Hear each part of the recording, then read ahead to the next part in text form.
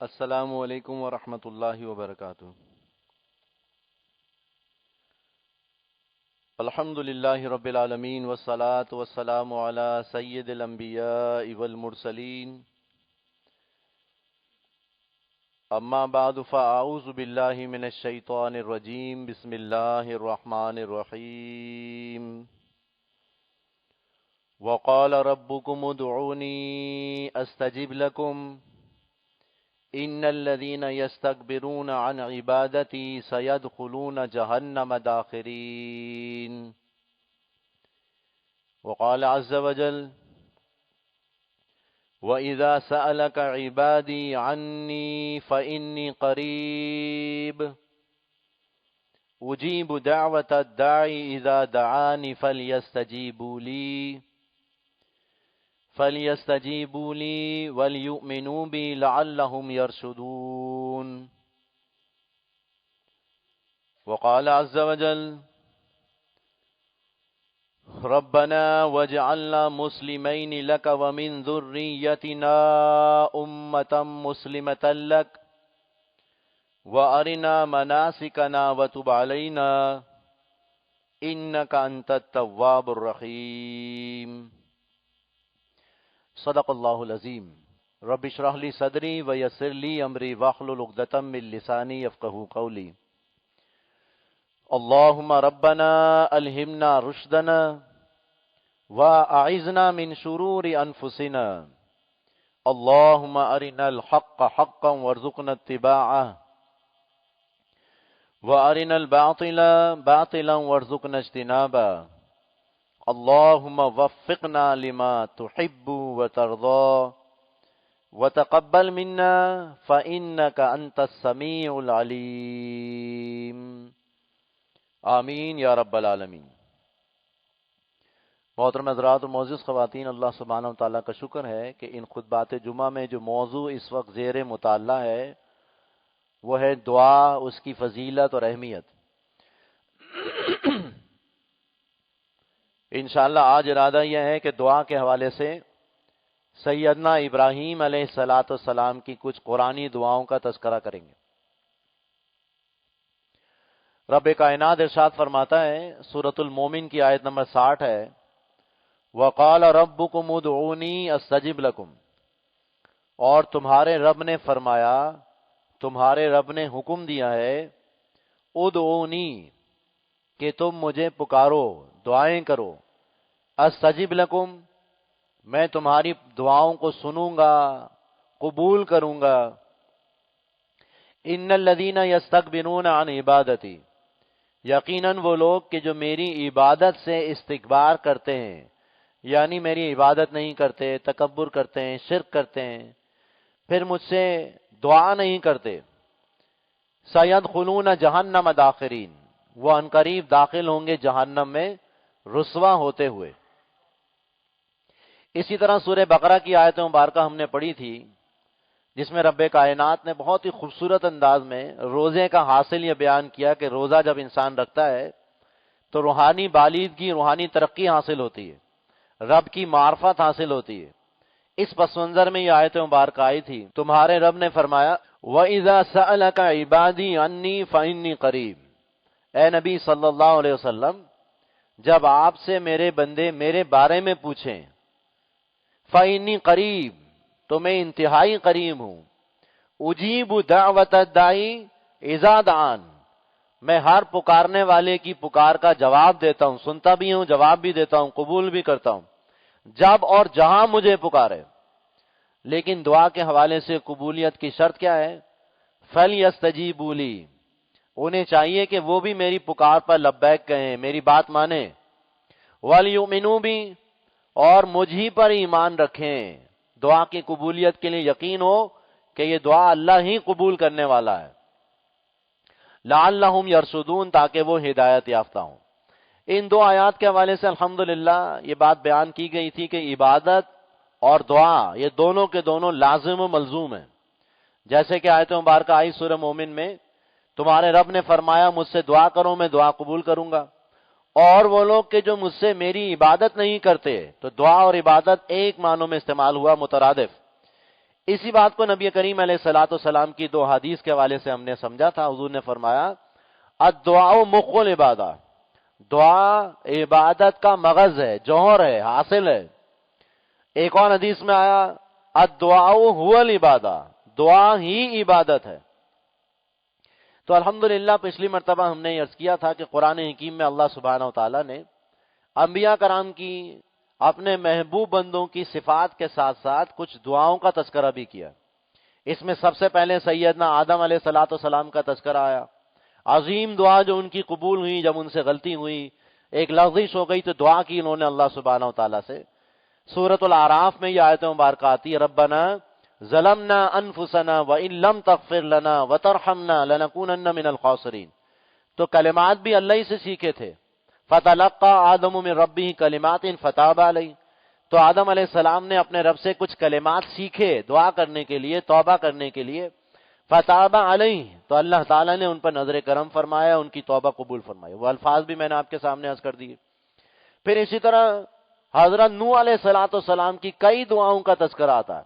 خاص طور پر ایک ایسی دعا جو قبول بھی ہو گئی، فوراً ہی قبول ہو گئی. انی مغلوب فانتصر، اے اللہ میں مغلوب ہوا چاہتا ہوں، یہ قوم مجھ پر غالب آنے والی ہے تو ان سے بدلہ لے. پھر کیسا بدلہ لیا اللہ سبحانہ و تعالیٰ نے، کیسا بدترین عذاب نازل ہوا قوم پر. اور یہ دل سے نکلنے والی دعا، بلکہ بد دعا کہہ لیجئے. 950 سال حضرت نوح علیہ الصلوۃ والسلام کی دعوت و تبلیغ کا حاصل، ما آمن معہ الا قلیل، نہیں ایمان لائے ان کے ساتھ مگر بہت تھوڑے لوگ. نتیجتاً پوری کی پوری قوم تباہ اور برباد کر دی گئی. پھر اسی طرح حضرت یونس علیہ السلام کی دعا کا تذکرہ آیا جو مچھلی کے پیٹ میں انہوں نے کی، لا الہ الا انت سبحانک انی کنت من الظالمین. اللہ تعالیٰ نے یہ دعا بھی قبول فرمائی. حضرت ایوب کا تذکرہ آتا ہے، سخت مشکل میں تھے، صبر کیا، لیکن دعا کی اللہ پاک سے، اللہ نے دعا قبول فرمائی. اسی طرح سیدنا موسیٰ علیہ الصلوۃ والسلام کی کئی دعاؤں کا تذکرہ آتا ہے. ایک دعا جو پچھلی مرتبہ رہ گئی تھی، میں سوچ کر لکھ کر لایا تھا لیکن رہ گئی، وہ پہلے پڑھ لیتے ہیں، پھر ابراہیم علیہ الصلوۃ والسلام کی دعاؤں کا تذکرہ کریں گے. اللہ سبحانہ و تعالیٰ نے موسیٰ علیہ الصلوۃ والسلام کو حکم دیا اذهب الی فرعون انہ طغی، اے موسیٰ آپ فرعون کی طرف جائیے، اس نے سرکشی مچائی ہے، نافرمانی کر رہا ہے. تو گیا پیغمبری رسالت کا سرفراز فرما کر اللہ سبحانہ و تعالیٰ نے موسیٰ علیہ الصلوۃ والسلام کو فرعون کی طرف بھیجا.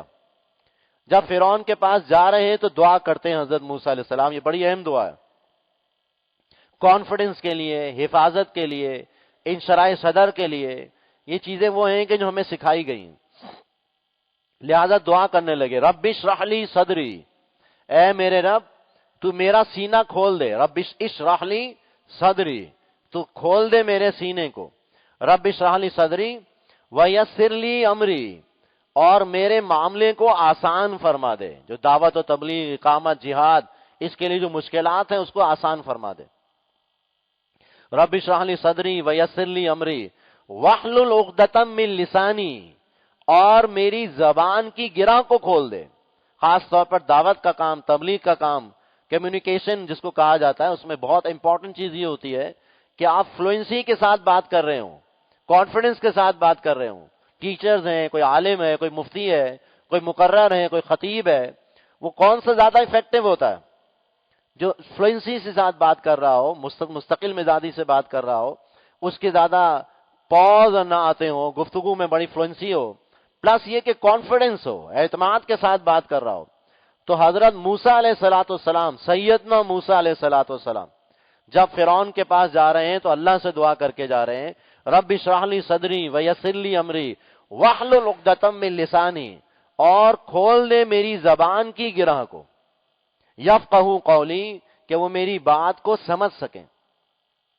یعنی کمیونیکیشن اسکلز میں یہ بات بھی بہت ضروری ہے، سمجھنے کی بات ہے. ٹیچرز اگر کوئی موجود ہیں کہ جو آپ بات کر رہے ہو وہ لوگوں کی سمجھ میں بھی آ رہی ہو. ایسا نہ کہ آپ بات تو کیے جا رہے ہیں، سمجھ چیخ رہے ہیں، پکار رہے ہیں، ریفرنسز دے رہے ہیں ادھر، لیکن لوگوں کی سمجھ ہی نہیں آ رہا. تو لوگوں کی ذہنی سطح کے مطابق آ کر کمیونیکیشن ایک اسکلز یہ بھی ہوتی ہے کہ لوگوں کی ذہنی سطح کو بھی سمجھا جائے اور ان کی زبان میں ان کی ذہنی عقلی اور جو مینٹل میچیورٹی ہوتی ہے اس کے اعتبار سے مثالیں دی جائیں. مثالیں کہیں اور کی دی جا رہی ہیں، ذہن کہیں اور ہے، سامنے کوئی اور لوگ بیٹھے ہوئے ہیں، تو یہ کمیونیکیشن سکلز نہیں کہلاتی ہیں. آج ہمارا ایک بہت بڑا مسئلہ یہ بھی ہے، بہت افسوس کے ساتھ آپ کے ساتھ بیان کر رہا ہوں کہ الحمدللہ بہت بہترین اسکلز کے ساتھ بھی اگر ہم بات کریں لیکن لوگوں کی ذہنی سطح کے مطابق بات نہیں کر پا رہے، تو اس کا مطلب یہ ہے کہ ہم کمیونیکیشن کا جو حق ہے وہ ادا نہیں کر پاتے۔ تو بہرحال 4 باتیں حضرت موسیٰ علیہ السلام کی، کوئی پرابلم ہے؟ حضرت موسیٰ علیہ السلام کی اس دعا سے 4 باتیں واضح ہیں۔ جب جانے لگے تو دعا، تو کوئی مشن دیا جائے تو سب سے پہلے کیا کرنا چاہیے؟ کیا کرنا چاہیے؟ کانفیڈنس اتنا نہ ہو کہ میں تو بہترین آدمی ہوں، میں تو بھائی آپ بہترین ہوں گے لیکن اللہ کی مدد کے بغیر کوئی کام ہو ہی نہیں سکتا۔ تو رب نے سکھایا کہ موسیٰ علیہ السلام جا رہے ہیں دعا کرتے ہوئے، رب اشرح لی صدری، اے میرا سینہ کھول۔ سینہ کھولنے سے کیا مراد ہے؟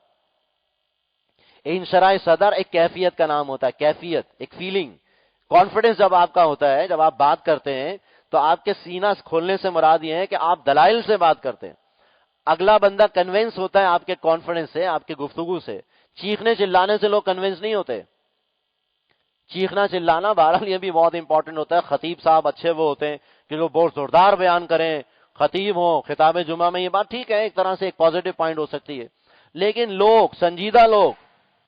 سنجیدہ لوگ کنونس ہوتے ہیں دلائل کے ساتھ۔ آپ ریفرنسز دیں، دلائل دیں، اپنی بات میں وزن پیدا کریں، اس کو کہتے ہیں انشراح صدر۔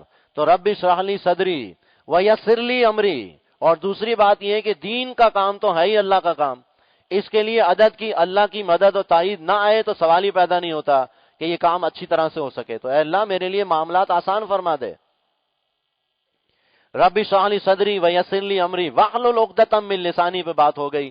بہترین کمیونیکیشن اسکل یہ ہے جو اللہ پاک نے عطا فرمائی ہے، جس میں فلوئنسی کے ساتھ، کانفیڈنس کے ساتھ بات کی جا رہی ہو۔ یفقہوا قولی، تاکہ وہ میری بات سمجھ سکیں، سن بھی سکیں۔ واجعل لی وزیرا من اہلی، ایک اور بات اس میں اضافی طور پر ہے کہ میرے اس پورے دین کے کام میں واجعل لی وزیرا من اہلی، میرے گھر والوں میں سے بھی مددگار پیدا کر دے۔ وزیر، وزن اٹھانے والا، میرا حوصلہ دینے والا مددگار۔ یا واجعل لی وزیرا من اہلی ہارون اخی، میرے بھائی کو، یعنی حضرت ہارون علیہ السلام کو جو بڑے بھائی تھے، واجعل لی وزیرا من اہلی، اور میرے گھر والوں سے بھی میرا وزیر بنا دیتے۔ ایک اور 5ویں بات آ گئی کہ دین کے کام میں اگر گھر والے بھی ساتھ ہوں، بیوی، بچے، بہن بھائی، تو اور انسان کا کانفیڈنس بہتر ہو جاتا ہے۔ اور پیغمبر جب دعا کر رہے ہیں میرے بھائی کو بھی میرا مددگار بنا دے، اور ہارون علیہ السلام کو بھی بھیجا، پھر اللہ سبحانہ و تعالیٰ نے، دونوں گئے اور دونوں نے دعوت و تبلیغ کا کام کیا۔ بہرحال یہ دعا یاد کر لیجئے، ضروری نہیں ہے کہ آپ خطیب ہی ہوں، ہر کام کے وقت کانفیڈنس بلڈنگ کے لیے، حافظے کے لیے، اور بھی بہتر انداز میں پریزنٹیشن کے لیے دعا پڑھی جا سکتی ہے۔ الحمدللہ ڈاکٹر اسرار احمد صاحب اللہ پاک ان کی مغفرت فرمائے، جب بھی درس و تدریس کا کام کرتے تھے یہی دعا پڑھتے تھے، اور الحمدللہ اسی وجہ سے ہم سب کی بھی عادت ہے یہ پڑھنے کی۔ لیکن اس کو صرف پڑھنا نہیں ہے، شعوری طور پر پڑھنا ہے کہ کہہ رہے ہیں، سمجھ کے پڑھی جائے۔ اسی طرح چند دعاؤں کا تذکرہ رہ گیا تھا پچھلی مرتبہ، وہ بھی جلدی سے سن لیتے ہیں۔ وہ ہے خاص طور پر نبی کریم صلی اللہ علیہ وسلم کی دعائیں۔ مسنون دعاؤں کی پوری ایک فہرست بتائی تھی، اور مجھے امید ہے کہ وہ دعائیں آپ سب نے یاد کر لی ہوں گی۔ رات کو سونے سے لے کر پورے 24 گھنٹے کی مسنون دعائیں نبی کریم علیہ السلام سے ثابت ہے۔ پورے 24 گھنٹے میں کم از کم 15 دعائیں ایسی ہو سکتی ہیں، روزمرہ کی دعائیں کہ اگر ہم پڑھتے رہیں مسلسل تو الحمدللہ اللہ سے بھی ایک بڑا بھرپور تعلق رہتا ہے، اور مسنون الفاظ میں پڑھی جائیں تو امید ہے کہ ان کی برکات بھی ہمیں حاصل ہوں گی۔ مثال کے طور پر رات کو سونے سے پہلے دعا ہم نے یاد کرائی تھی، دعا پڑھ کے سوئیں گے برکات حاصل ہوں گے۔ دعا کیا ہے؟ بسم اللہ، کیا دعا ہے رات کو سونے کی؟ اللہم بسمک اموت و احیا۔ صبح اٹھے پھر دعا الحمدللہ کہہ کے بیت اللہ، الحمدللہ الذی احیانی بعدما اماتنی والیہ النشور۔ بیت الخلا گئے پھر دعا پڑھی، بیت الخلا سے واپس آئے پھر دعا پڑھی، پھر کھانا کھایا، ناشتہ کیا، دعا پڑھی، پھر الحمدللہ مسجد میں گئے پھر دعا پڑھی، مسجد سے باہر آئے پھر دعا پڑھی، گھر میں آئے پھر دعا پڑھی۔ گھر میں آنے کی دعا کس کس کو یاد ہے؟ گھر میں آنے کے وقت بھی تو دعا پڑھنی چاہیے۔ یہ گھر میں آنا بھی، باہر سے آنا دعا کے ساتھ ہو، اللہم انی اسألک خیر المولج و خیر المخرج، بسم اللہ ولجنا بسم اللہ خرجنا وعلی اللہ ربنا توکلنا۔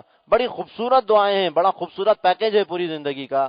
شیشہ دیکھ رہے ہیں تو دعا کر رہے ہیں، نماز پڑھنے کے ساتھ سلام پھیرتے ہی دعا کر رہے ہیں نبی علیہ الصلوۃ والسلام، اللہ اکبر، استغفر اللہ استغفر اللہ استغفر اللہ، اللہم انت السلام و منک السلام و الیک یرجع السلام، حینا دار السلام، یہ اور دعائیں بھی ایکسٹینڈ کی گئی ہیں، بہرحال مسنون دعائیں کیا ہیں.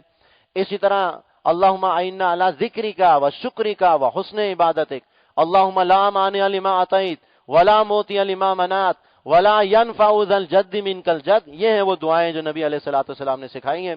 دعا کر لیجئے، اللہ سبحانہ وتعالی ہمیں ان دعاؤں کا خصوصی طور پر اہتمام کرنے کی توفیق عطا فرمائے. اب آئیے سیدنا ابراہیم علیہ الصلوۃ والسلام کی چند دعاؤں کا تذکرہ کر رہا ہوں. ان دعاؤں کے حوالے سے یہ ذہن میں رکھیے کہ یہ ساری دعائیں قبول ہو چکی ہیں. حضرت ابراہیم علیہ الصلوۃ والسلام کا بھی میں نے تعارف کروایا تھا. نمبر 1 خلیل اللہ، واتخذ اللہ ابراہیم خلیلا، اللہ تعالیٰ نے ابراہیم علیہ السلام کو اپنا خلیل، اپنا دوست بنایا. ابو الانبیاء، تمام انبیاء کرام آپ علیہ الصلوۃ والسلام کے بعد آپ ہی کی ذریت، آپ ہی کی نسل میں سے تھے، اس کی دعا بھی ابھی آ جائے گی. اسی طرح تمام انسانوں کے امام، انی جاعلک للناس اماما، تمام انسانوں کے امام بنائے حضرت ابراہیم علیہ الصلوۃ والسلام کو. یہ چند دعائیں ہیں، یہ چند تعارف ہے، القاب ہیں ان کے. اب آئیے ذرا پہلی بات سنتے ہیں.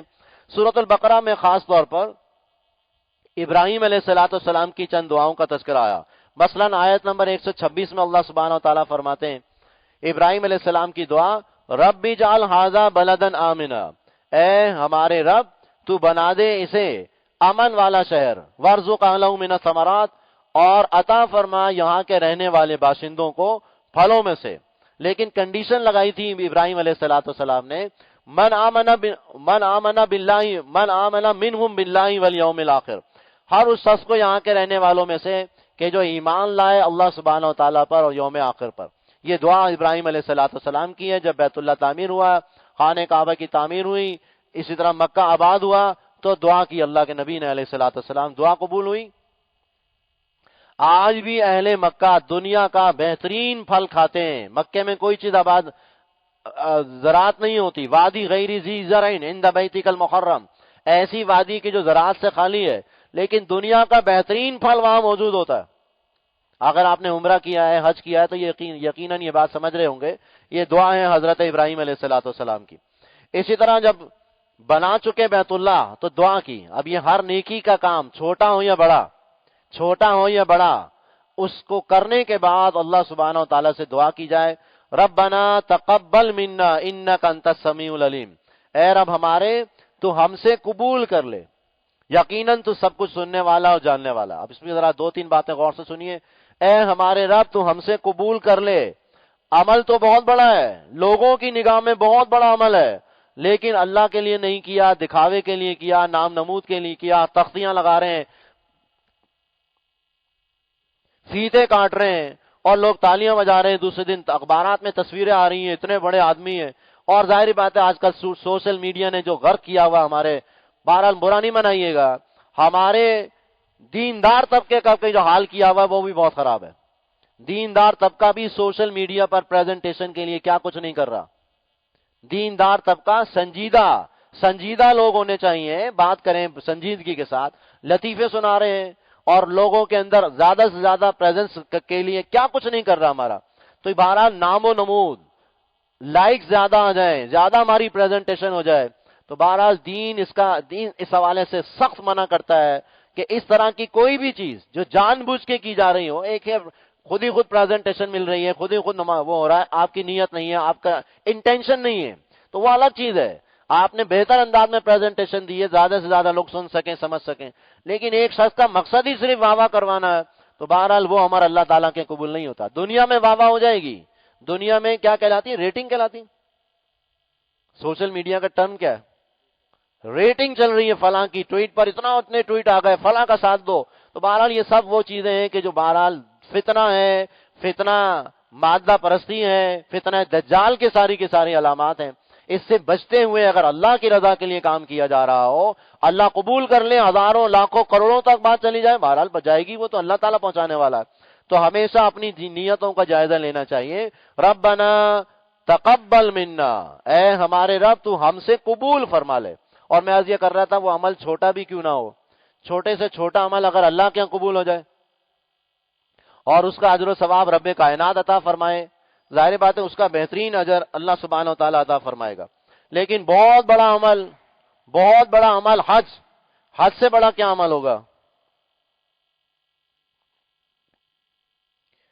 حج اگر اللہ کی رضا کے لیے نہیں کیا جا رہا خدا نہ خواستہ تو بہرحال وہ زیرو سے ملٹیپلائی نہیں ہوگا۔ ذرا حساس بات عرض کر رہا ہوں، وہ عمل جو اللہ کی رضا کے لیے نہ کیا جا رہا ہو، نماز، روزہ، حج، زکوٰۃ، اگر اس میں دکھاوا ہے تو اس میں زیرو مارک نہیں آئیں گے، مائنس میں جائے گی مارکنگ۔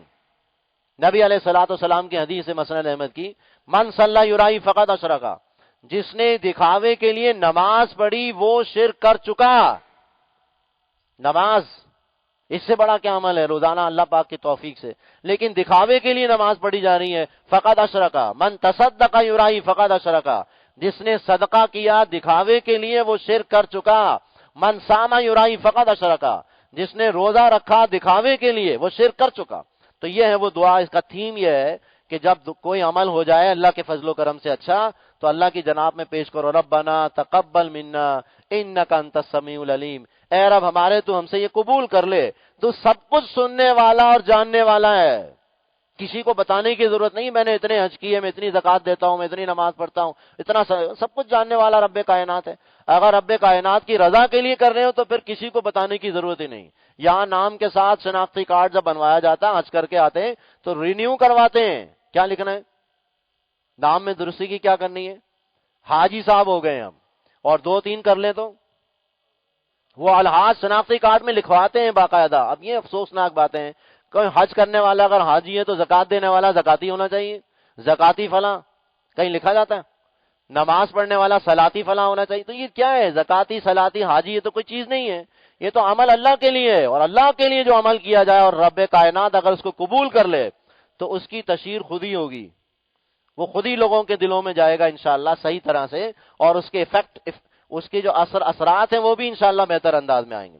اسی طرح بڑی پیاری دعا سیدنا ابراہیم علیہ السلام کی، اگر ہم یوں کہیں کہ قرآن حکیم کی عظیم ترین دعاؤں میں سے یہ ایک دعا ہے، اپنے لیے تو دعا کی، اپنی اولاد کے لیے بھی دعا کر رہے ہیں، فرمانے لگے ربنا وجعلنا مسلمین لک ومن ذریتنا امۃ مسلمۃ لک، اے ہمارے رب تو ہمیں اپنا فرما بردار بنائے رکھ اور ہماری اولادوں میں سے ایک امت اٹھا، امۃ مسلمۃ لک، جو تیری فرما بردار ہو۔ کس کے لیے دعا کر رہے ہیں؟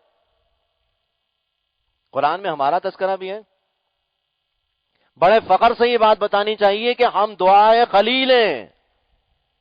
حضرت ابراہیم علیہ السلام دعا فرما رہے ہیں ربنا وجعلنا مسلمین لک ومن ذریتنا امۃ مسلمۃ لک۔ آج امت مسلمہ الحمدللہ اس کا ایک پارٹ ہم بھی ہیں، 2 کروڑ تقریباً 2 ارب کے قریب مسلمان ہیں، بڑی تعداد، ملٹی نیشنل، عرب، عجم، نہ جانے کتنی زبانیں ہم لوگ بولتے ہیں اللہ کے فضل و کرم سے، امت ہے ایک امت مسلمہ۔ دعا کس کی ہے؟ اور رب کائنات نے قبول فرمائی، وَأَرِنَا مَنَاسِكَنَا وَتُبْ عَلَيْنَا، اور ہمیں مناسک حج سکھا دے، بیت اللہ کو تعمیر کر دیا، اس کے جو حج کے مناسک ہیں وہ بھی سکھا دے، اِنَّكَ أَنْتَ التَّوَّابُ الرَّحِيمُ، یقیناً تو ہی ہے جو سب کچھ توبہ کا قبول فرمانے والا، نظر کرم فرمانے والا اور مسلسل رحم فرمانے والا ہے۔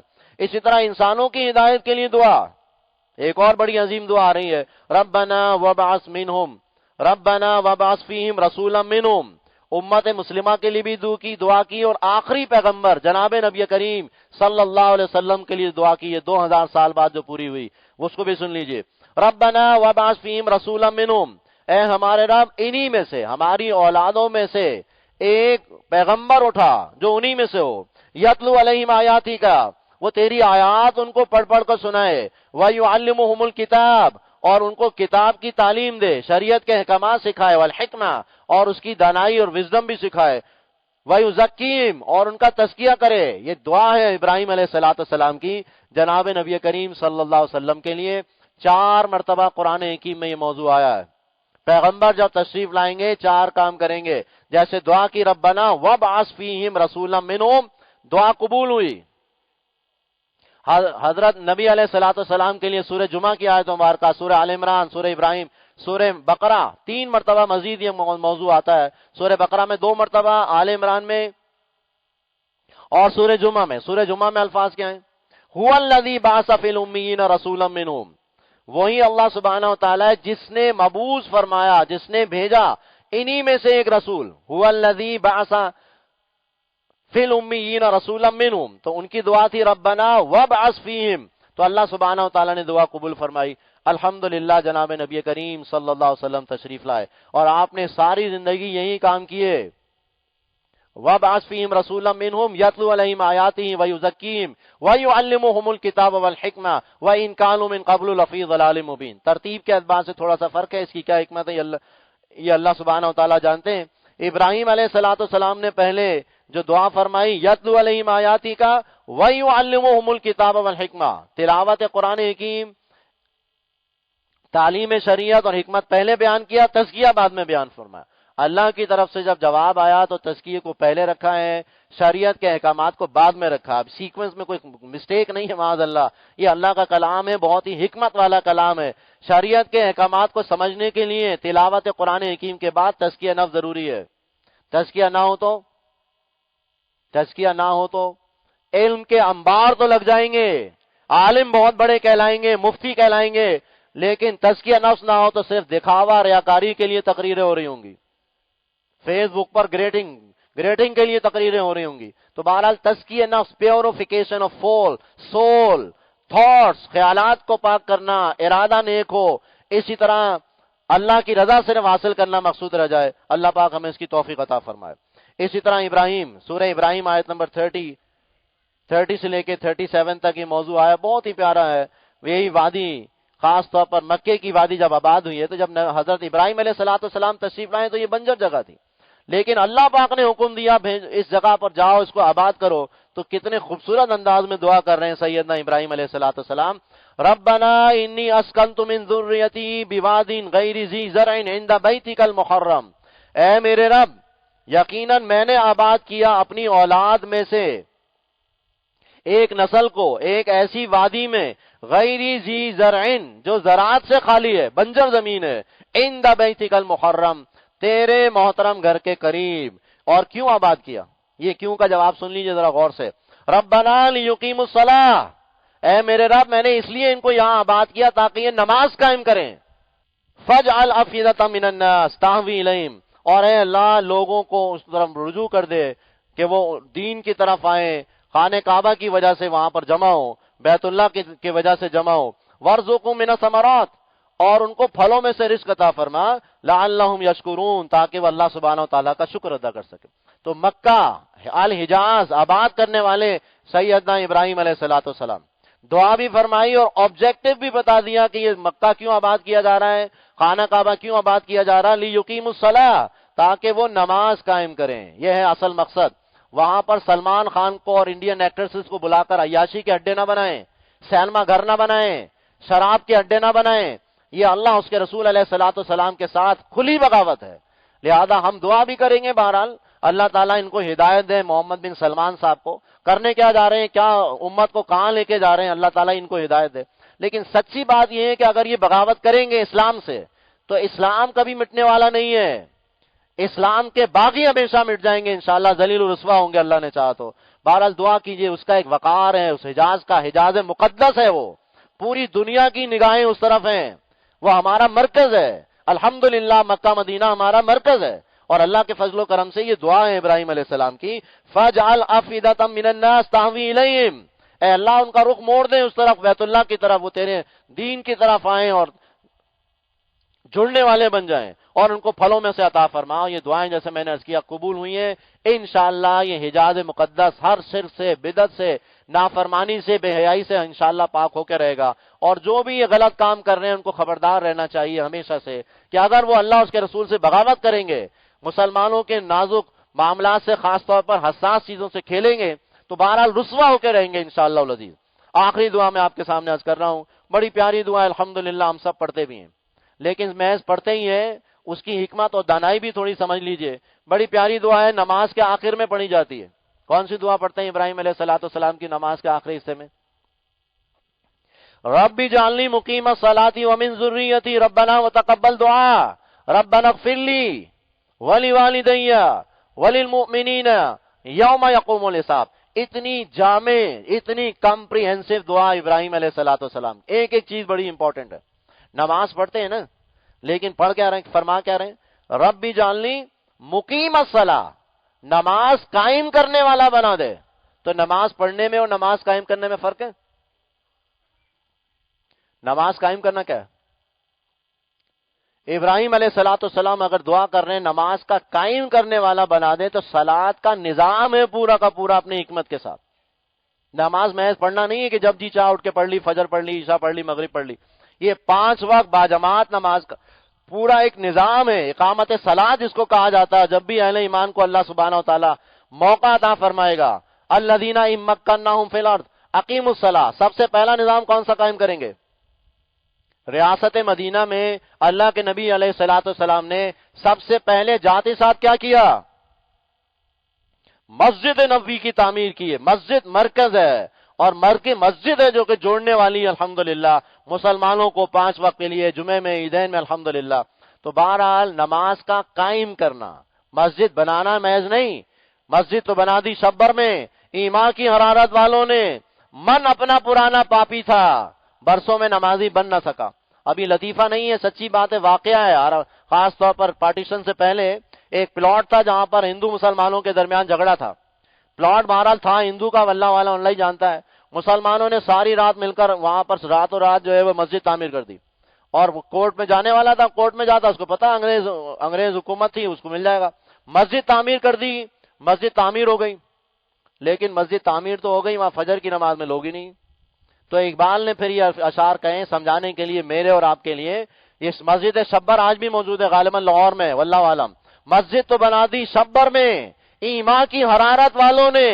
من اپنا پرانا پاپی تھا, برسوں میں نمازی بن نہ سکا. تو دعا کریں اللہ پاک ہمیں نماز کا قائم کرنے والا بنا دے, اصل حکمت کے ساتھ, اصل وزڈم کے ساتھ. اور 2 نمازیں بڑی بھاری ہیں, کس پر؟ منافقین پر. تو اپنا جائزہ لے لیجئے ہمارے ایمان کا لیول کیا ہے, خاص طور پر فجر اور عشاء. اور لوگوں کو اگر پتہ چل جائے کہ اس میں کتنا اجر و ثواب اللہ پاک نے رکھا ہے, تو گھسٹ کر آئیں, لیکن مسجد میں آ کے نماز پڑھیں. اللہ پاک ہمیں اس کی توفیق عطا فرمائے. ربی اجعلنی مقیم الصلاۃ ومن ذریتی. دوسری بات, خود تو نمازی رہے, اولاد کی پوائنٹ سمجھ لیجئے کہ نماز انسان کی نیکی کا حاصل کیا ہے. انسان کی نیکی کا حاصل یہ کہ اس کی اولاد بھی نیک ہو. اگر اولاد کی فکر نہیں ہے, خود نمازیں پڑھ رہے ہیں, زکات دے رہے ہیں, حج کر رہے ہیں, اولاد کہیں اور جا رہی ہے, تو یہ علامت ہے اس بات کی کہ ہمیں اپنی اولاد کی فکر نہیں, فکر آخرت نہیں. تو یہ ایمان کی علامت نہیں ہے. ابراہیم علیہ الصلوۃ والسلام کو جیسے ہی بشارت ملتی ہے, انی جاعلک للناس اماما, اے ابراہیم میں تجھے تمام انسانوں کا امام بنا رہا ہوں. سوال کیا کیا ابراہیم علیہ السلام نے؟ قال ومن ذریتی, پہلا سوال, اے اللہ میری اولاد کے بارے میں کیا فیصلہ ہے؟ یہاں سے پتہ چلتا ہے کہ ہم کتنے مومن ہیں. اپنی اولاد کے بارے میں کیا پلاننگ ہے, کیا وشز ہیں, کیا خواہشات ہیں, یہ جائزہ لیجئے اپنا. نماز قائم کرنے والا مجھے بھی بنا دے, ومن ذریتی, میری اولاد کو بھی. ربنا وتقبل دعا, اور اے ہمارے رب یہ دعا قبول فرما لے. ربنا اغفر لی, اے اللہ مجھے بھی بخش دے. ربنا اغفر لی ولی والدیّ, میرے والدین کو بخش دے. ربنا اغفر لی ولی والدیّ وللمؤمنین یوم یقوم الحساب, جس دن قیامت کے دن حساب کتاب قائم ہوگا. تو یہ آخری حصہ نماز کا جو ہوتا ہے بہت ہی امپورٹنٹ ہوتا ہے. شعور کے ساتھ اختتام کیجئے, شعوری طور پر دعائیں کر. یہ دعا لازم نہیں ہے, اس کے علاوہ بھی اور دعائیں پڑھ سکتے ہیں, لیکن بہرحال اگر علماء کرام نے انتخاب کر کے دیا ہے اس آیت مبارکہ کا, اس دعا کا, تو بہت ہی اہم آیت ہے. اللہ سے دعا کریں اللہ پاک ہمیں دعاؤں کا اہتمام کرتے رہنے کی توفیق عطا فرمائے. اقول قولی ھذا واستغفر اللہ لی ولکم ولسائر المسلمین والمسلمات.